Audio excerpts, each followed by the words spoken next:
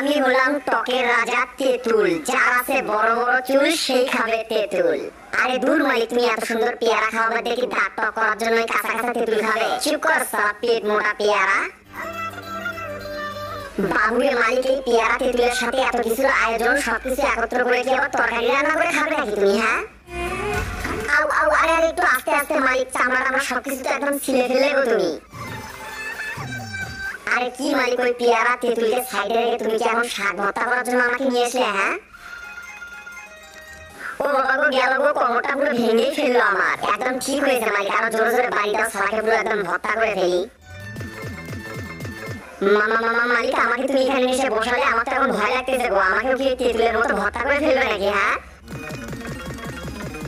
আইয়ো মা, কত বড় রাক্ষস লোক। তাহলে দেখো সবকিছু একত্র করে একদম ঘাঁটি বানিয়ে ফেললো। এই যে বাবু, তোমরা ভিডিওতে লাইক করে চ্যানেলটি সাবস্ক্রাইব করে দাও তো, আর অবশ্যই